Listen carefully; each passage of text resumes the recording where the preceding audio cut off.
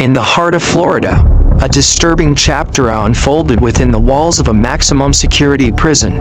A 24-year-old inmate, already serving a life sentence, in connection with the death of another prisoner. According to the Charlotte County State Attorney's Office, Boatman is accused of causing the fatal injuries that led to the passing of his former cellmate, Rick Morris, at Charlotte Correctional Institution. The tragic incident adds yet another violent event to Boatman's already chilling criminal history. Leo Boatman, originally from Largo, Florida, gained notoriety back in 2006 when he used down to students Amber Peck and John Parker, both age 26, in the vast wilderness of Ocala National Forest. The pair had been enjoying a peaceful camping trip at Juniper Springs, completely unaware of the horror that awaited them. Boatman later told investigators that he had ventured into the forest with one singular motive: to take a life, not out of anger or revenge, but simply for sport.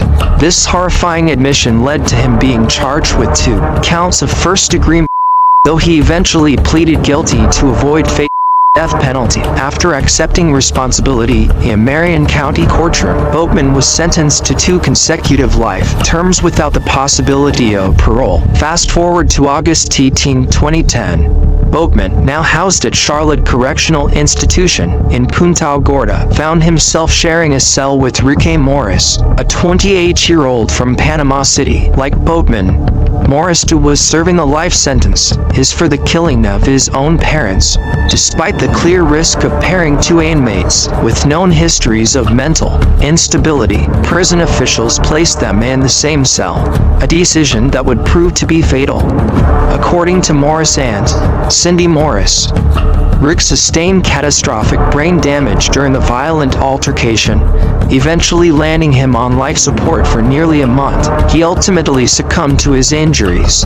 "I just don't understand how they thought it was okay to put them together," she shared. Both had serious mental health issues. "It was like setting up a time bomb." Rick Morris is now laid to rest beside the very parents he once took the lives of. A bitter and heartbreaking irony for the grieving family. Boatman, whose troubled history dates back to his birth in a Florida mental institution, was quickly relocated to Florida State Prison in Stark following the incident. He is now expected to be brought back to Charlotte County for a court hearing on February 14th, a date on which he'll also be officially served with a warrant for his alleged crime. Authorities have confirmed that he will likely face charges of second-degree in this case. Samantha Silin, spokesperson for the Charlotte County State Attorney's Office, explained, "Although he's already serving a life sentence, due process must still be followed. That includes transporting him here and presenting the new charges in court." Meanwhile, the Florida Department of Corrections has stated that a formal administrative investigation is underway. Spokeswoman Gretel Plessinger confirmed that officials are thoroughly reviewing the events surrounding the fatal beating. Adding to the emotional weight of this case are the unresolved questions from Rick Morris' family. Cindy Morris continues to question why her nephew, after spending 6 months in a mental institution, was ever cleared to return home. Shortly after his release, Rick had taken the lives of both his mother and father. "He was clearly unwell," she said. "He should have never been placed in prison. He needed lifelong mental care. If not, it was just a matter of time before either he hurt someone or someone hurt him." The entire case paints a troubling portrait of the prison system, mental health failures, and the devastating consequences of placing vulnerable and violent individuals in confined spaces together. As for the families of Amber Peck and John Parker, the 2 college students whose lives were cut short in 2006, the pain continues. "The ones who do these things become the center of the tension," said John's mother, Vicky Parker.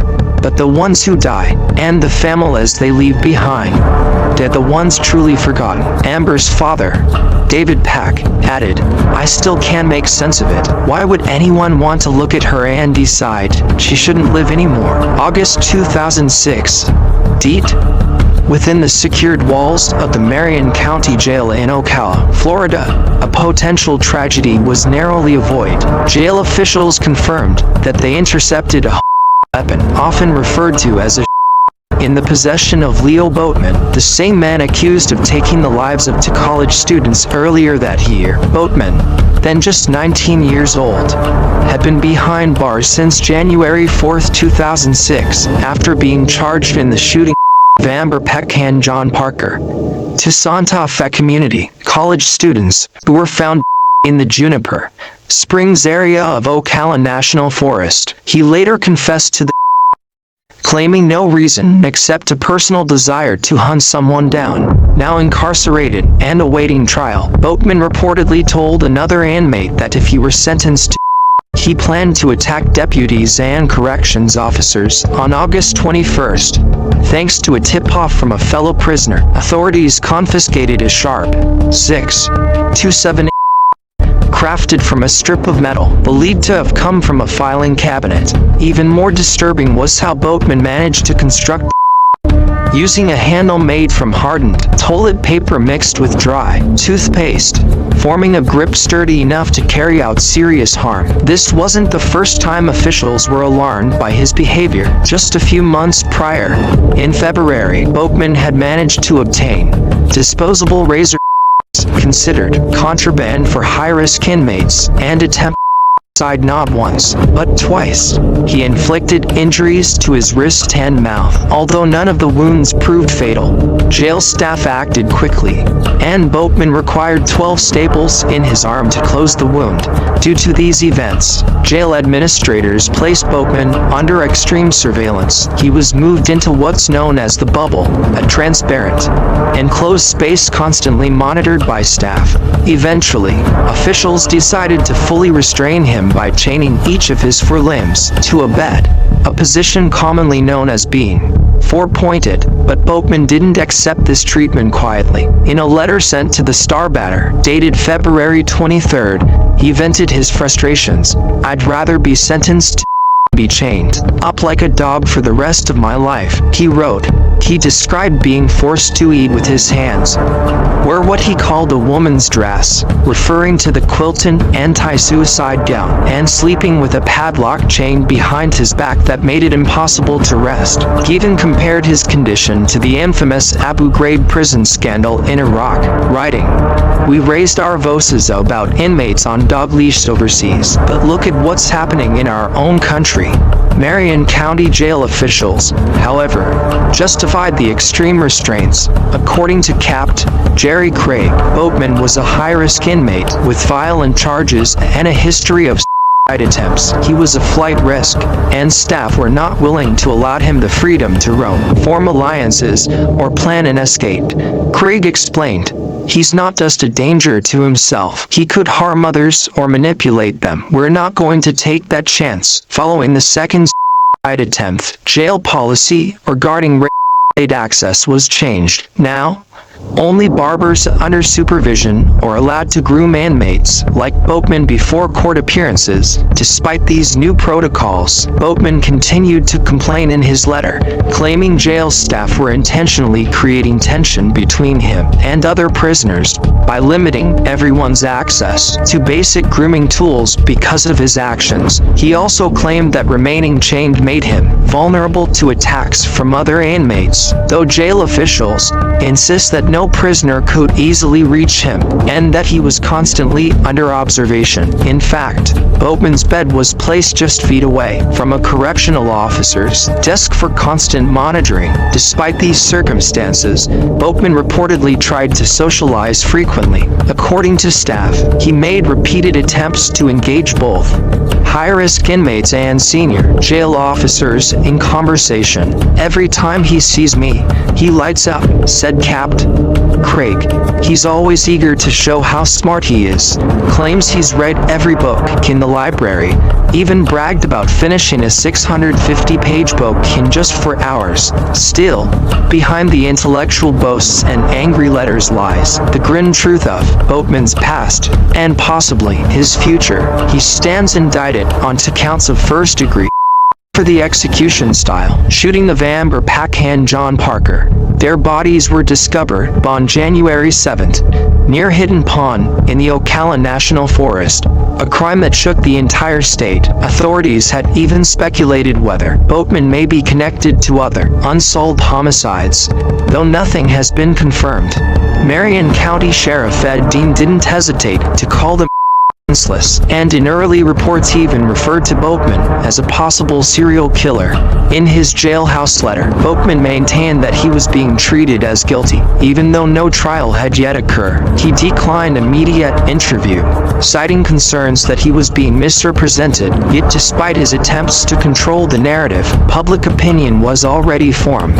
And for good reason. The brutality of the crimes, the lack of remorse, and now the attempt to craft a deadly from scraps in a jail cell, all painted a picture of a young man spiraling further into violence, mental instability, and self-destruction. My name is Leo Boatman, and I'm writing this letter from the confines of Marion County Jail, where I've been held under what I can only describe as extreme, unjust conditions. Since my arrival, I've been denied access to many of the basic rights and standard privileges afforded to other inmates in this facility. Despite repeated professional evaluations declaring me mentally stable, I have been kept on suicide watch against both my will and the advice of two highly experienced doctors. These medical professionals, who assessed me both before and after the most recent incident, clearly concluded that I pose no immediate threat to myself. Yet the jail administration has chosen to ignore their assessments entirely. For the past couple of weeks,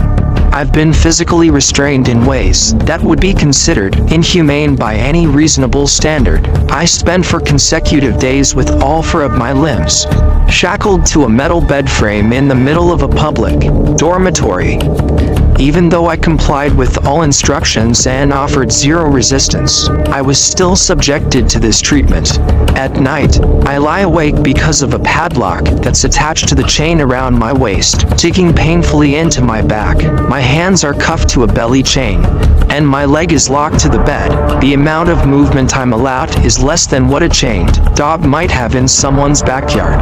I've been denied contact with my family and have not been allowed to use the law library, something critical for someone facing serious charges like mine. I've written letters to my loved ones, but they've reported never receiving them. Whether this is a failure of the mailing system or an intentional act, I can't say for sure, but I find it deeply concerning. What troubles me even more is the fact that I'm being housed among some of the jail's most violent inmates. While I remain restrained and defenseless, I'm completely vulnerable to any attack. If one of these individuals decided to act out against me, I would have no means of defending myself. And yet, the jail claims all of this is for my own safety. Their explanation makes no sense. In fact, it feels like the opposite of protective. It feels orchestrated. I can't help but think this may be a reaction to the recent incident, or perhaps it stems from personal biases about my case. Maybe this is about retaliation. Maybe someone just wants to see me break. Even the corrections officers who interact with me daily agree there's no practical reason for my current status, that they're powerless to make changes because decisions about my treatment are being made by upper-level officials too rarely, if ever, interact with inmates directly. It seems I've become the exception to the rule, managed entirely from above without any consideration of my actual behavior. They said the chains were meant to protect the staples in my arm following a self-harm attempt, but those were removed days ago and yet nothing has changed. I'm still restrained as if I pose a constant threat, and while some people may say this is what I deserve, let me remind you I have not been convicted of anything yet. Despite what the media has reported, I am still, under the law, presumed innocent. So what happened to that basic principle, innocent until proven guilty? When did we allow law enforcement officials to become judge and jury? It seems like the sheriff has already made up his mind. If this is the direction the justice system is heading, why not skip the courts altogether and just let jail staff decide who gets punished and how? Honestly, under these conditions, is starting to sound like a better option. At least there, the rules are known and consistent. The uncertainty and cruelty I face daily in this jail feel like a drawn-out punishment, before any sentence has even been passed. If this continues, I won't have any faith in getting a fair trial. I'll simply ask the state attorney to go ahead with what he's planning because dragging this out serves no purpose. I'd rather receive a formal sentence than continue to live like this, chained, isolated, treated like an animal, forced to eat with my hands, and humiliated by being made to wear what they call a gown, but feels more like a woman's dress. I'm sending out copies of this letter in a hope that someone, somewhere, will hear what I'm saying. If things remain as they are, I will not receive justice, not in this facility. Not like this. Leo Boatman, Marion County Jail. Police say Boatman tried to dispose by Millard K. Ives. January 18, 2006, OCALA authorities have revealed that Leo Boatman, the 19-year-old now, facing charges in connection with the to college students, attempted to return the stolen shortly after arriving home from a trip to the Ocala National Forest on January 5. According to police reports, Boatman had also tried to sell the 7 prior to the incident, as confirmed by several acquaintances during the investigation. Leo and his uncle, Victor Boatman, 38, had originally been keeping the loaded assault for their friend, Lucas Merrifield. However, on January 3, the same day, the two victims, Amber Marie Peck and John Parker, when camping in the forest, Leo took off with the and headed deep into the Ocala woods. As per a report released by the Marion County Sheriff's Office, Victor told authorities that he didn't see either Leo or the men until 2 days later. On January 5, Leo reportedly burst into their shared mobile home, reeking of body odor, and exclaimed, "I've got Luke's, tell him to come get it," before revealing the now with a loaded magazine. The very next day, Merrifield retrieved the semi-automatic from their home. That same day, Leo also put a scope point to .2 caliber on layaway. Investigators said Parker and Pack, both 26 years old and students at Santa Fe Community College, had gone on a nature camping trip on January 3rd, choosing a secluded spot near Hidden Pond. Tragically, they were reported missing shortly after, and their life were discovered lying at the edge of the pond by family members on the morning of January 7th. The case took a sharp turn when a local driver, Joey Tierney, came forward that Saturday night. He informed detectives that on January 4th, he had given a ride to a man near the scene of the crime, who was carrying a blue nylon bag. Tierney remembered the man claiming he had a inside the bag, though he didn't see it himself. Tierney's tip led officials to zero non-Leo Boatman. However, the tip almost proved useless because Leo initially tried to convince detectives that he was only carrying a pellet during the ride. Law enforcement's first in-depth conversation with Leo took place on the morning of January 9th, around 8:20 a.m. at his residence in Largo. He openly talked about his recent camping trip, even showing officers the blue nylon bag with the pellet inside. During the interview, he admitted he had gone into the forest to unwind and had taken marijuana with him. Initially, detectives were ready to dismiss Tierney's tip until they received critical information from another officer who had been interviewing Leo's sister, Rosazilla Boatman, in Clearwater. She confirmed that Leo had recently been accused of stealing an from Merrifield. This revelation shifted the entire direction of the case. Detectives wasted no time and transported Leo and Victor to the Largo Police Department. Leo initially kept talking, but became increasingly silent after being informed that officers had proof he had been in possession of the AK. Investigators later determined that the pellet had only been purchased after his return from the forest. Subsequently, Leo was arrested for stealing the taken to the Pinellas County Jail. Ballistics testing eventually confirmed that this same was used in the murder, leading to formal charges being filed against him later that evening in Marion County. Crime scene analysts also found multiple spent shell casings, which played a key role in linking to to the incident. Each casing bore unique tool marks, created by the ejector mechanism, something technicians rely on heavily for forensic matching. By the afternoon of January 10th, when a press conference was scheduled to announce the arrest, the crime lab called with confirmation. "That's the," said Marion Sheriff's Captain Dennis Stroh. Sheriff Ed Dean ordered that the victims' families be informed before the press. The team that worked on the case was praised for their relentless efforts. "You've worked your butts off. This is what we've got," they were told before the media was briefed at around 7:30 p.m. Additional details emerged in the incident files. According to Victor, Leo had been romantically involved with a waitress working at Hooters in Largo where Leo also worked in the kitchen and had also been dating an exotic dancer. After returning from the forest, Leo reportedly went fishing and then placed a point on layaway, seemingly trying to resume normal life. Experts say it's premature to label Boatman a serial killer. January 12, 2006, during a press conference held Tuesday night to formally announce the arrest of Leo Lansing Boatman, Marion County Sheriff Ed Dean made a bold statement. He described the 19-year-old suspect as a would-be serial killer who would have continued if he hadn't been stopped. Boatman currently faces charges for the shooting and killing of two Santa Fe Community College students Amber Marie Peck and John Parker. The two were reportedly on a peaceful camping trip in a remote section of the Ocala National Forest when their lives were abruptly taken. But despite the disturbing nature of the crime, professionals who study criminal behavior caution against jumping to conclusions. They argue that it's too soon to officially classify Boatman as a serial killer. A term that carries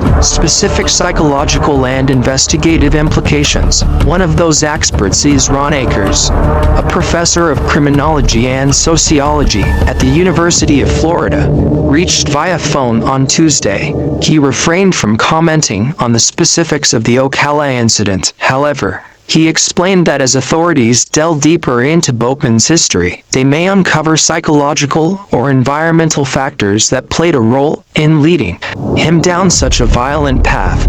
Jack Apshey, a clinical psychologist known for his 1993 publication Probing the Mind of a Serial Killer, has researched these kinds of cases for years. He noted that historically, most individuals who meet the FBI's profile of a serial killer are white males in their late 20s or early 30s. These individuals typically target strangers and operate close to familiar areas, such as where they live or work.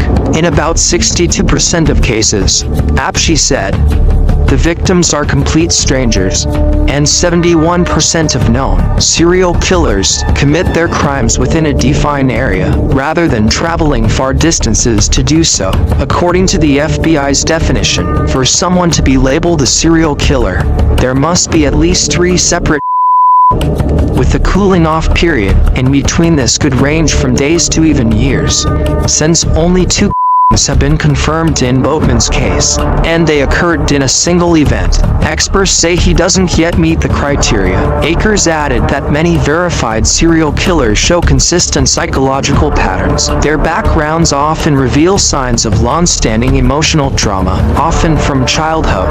Abuse, whether physical or sexual, is common, along with exposure to these individuals often grow up in chaos and isolation, and eventually, they turn that inner rage outward toward the world around them. Apshey elaborated further, people who commit serial often see themselves as powerful beings. They want control, they want dominance. In their minds, they hold the power of life and even view themselves as godlike figures. Apshey, who runs the Apshey Center for Evidence-Based Psychotherapy and Forensic Services in Pennsylvania, has dealt with numerous criminal profiles over the years.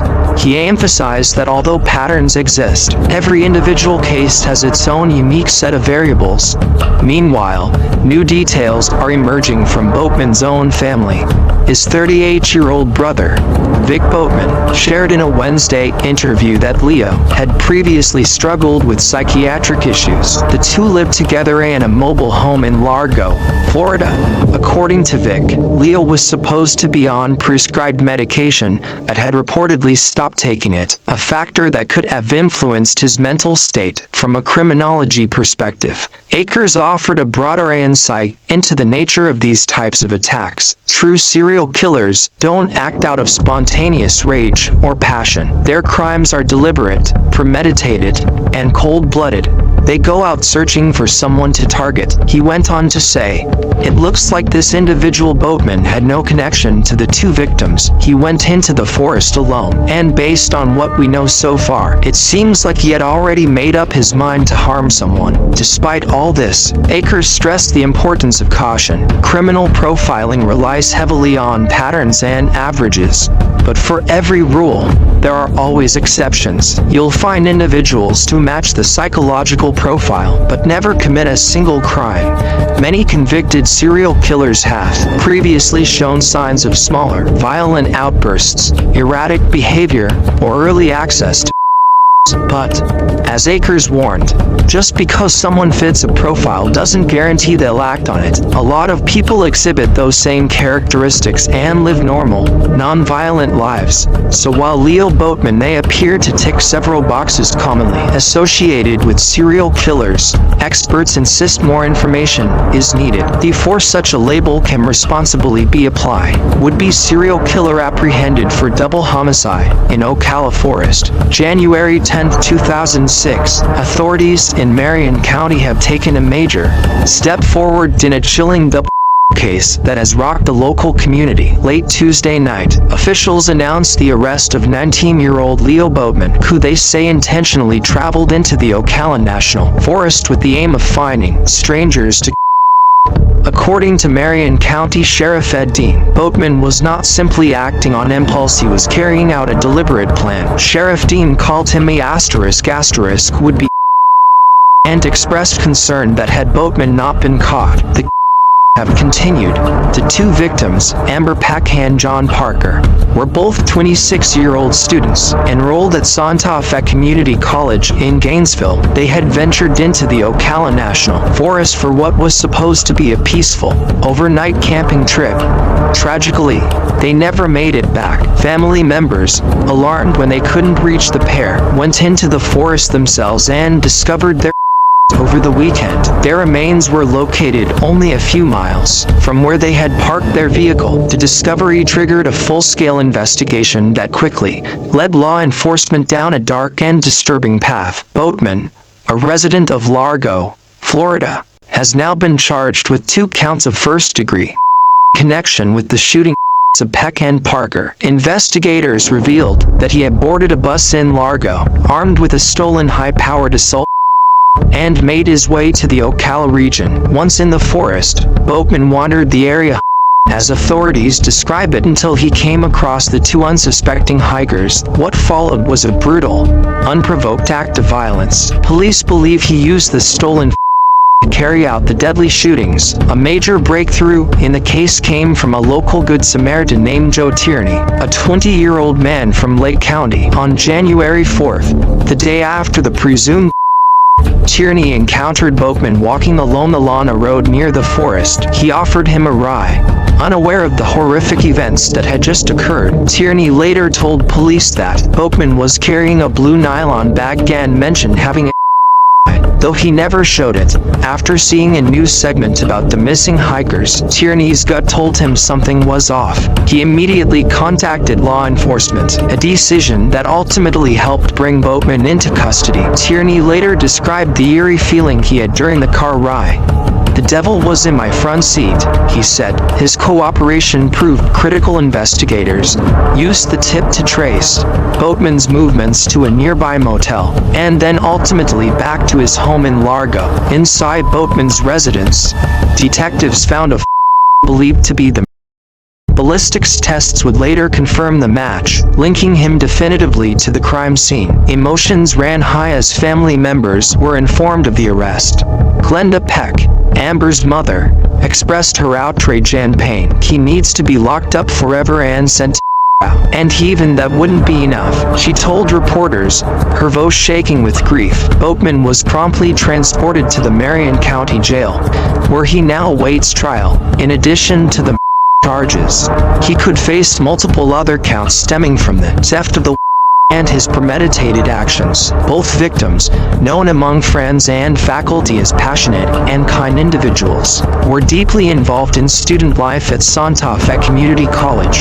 They were also members of an environmental club on campus, dedicated to conservation and outdoor activities. What began as a weekend retreat meant to connect with nature ended in a tragedy that has left a family's shatter and a community in mourning. The case is already raising questions about mental health, access to, and how someone so young could commit such a calculated act of violence. Authorities are continuing their investigation, and more details are expected to emerge in the coming weeks. For now, Boatman remains behind bars, as officials work to ensure justice is served for the victims and their loved ones.